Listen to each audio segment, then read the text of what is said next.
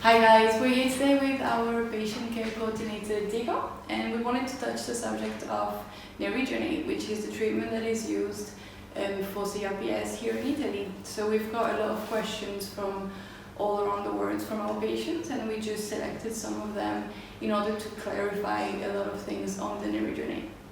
So, Diego, how does the Neridronate work? Neridronate, to understand how it works, we need to take a step back and realize what CRPS is, which is an inflammatory reaction to a trauma that never heals. And so the trauma usually is related to a bone on the bone area or on joints area, and can come from a surgery or even just a fall, a sprain. Anyway, Neridronate, what it does is it regulates the bone cell cycle and has some anti-inflammatory properties that will make the nerves of the affected area detect that everything is healing and basically calm the inflammatory reaction.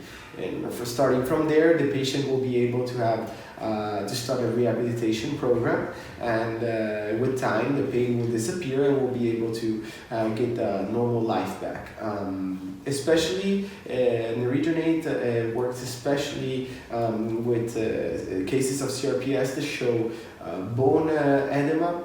So a lot of patients have this, and although it works the same even with patients that don't have it, the bone edema will be seen to gradually disappear within a couple of months, and that's how we can detect that it's actually working on a patient suffering from CRPS. Okay, so what is the actual process? How does the infusion work? Well, it is a very easy process, and it's 4 infusions usually, although the doctor might decide to perform an extra one, or will perform it with less Neridronate in cases of pediatric patients, because it's supposed to be according to the weight of the patient.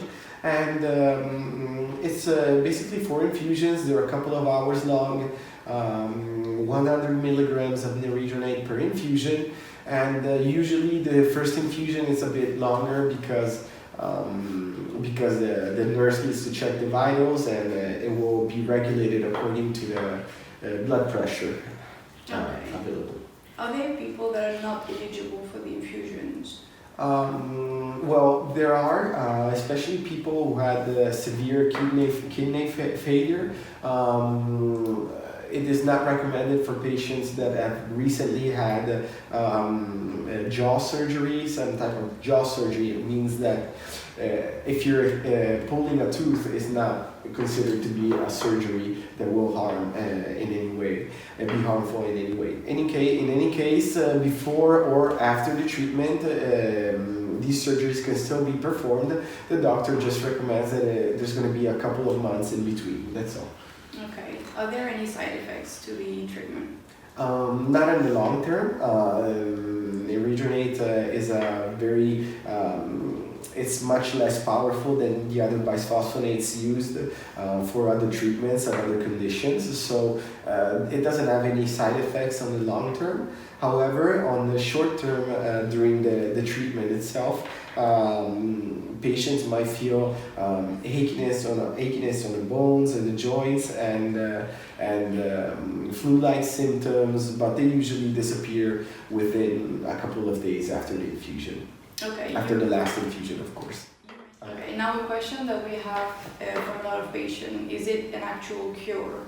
Well, the short answer is no, it's not an actual cure. The long answer is that Neridronate, differently from the other bisphosphonates, is actually the only one that has it on its leaflet as a treatment option for CRPS. So again, it was designed for this, and again sided with a rehabilitation program and maybe a psychological approach.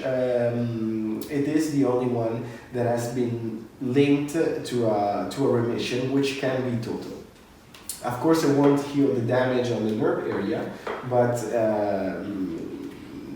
the whole affected area will eventually heal. Okay, and does the treatment have to be repeated? Do you have to come back and do it? And if so, how many times? Well, ideally no, especially in cases that were recently diagnosed. Usually one treatment cycle is more than enough. For people that have been battling with this condition for a longer time, maybe a booster treatment might be required, but that is only in the case in which the first treatment has shown some results. So it's up to the patient and the doctor eventually to decide if it's worth doing another trial, another infusion cycle or not. Okay. Alright, that's all for today. If you guys have any other question that you want to ask to any of us, feel free to send an email or write a comment.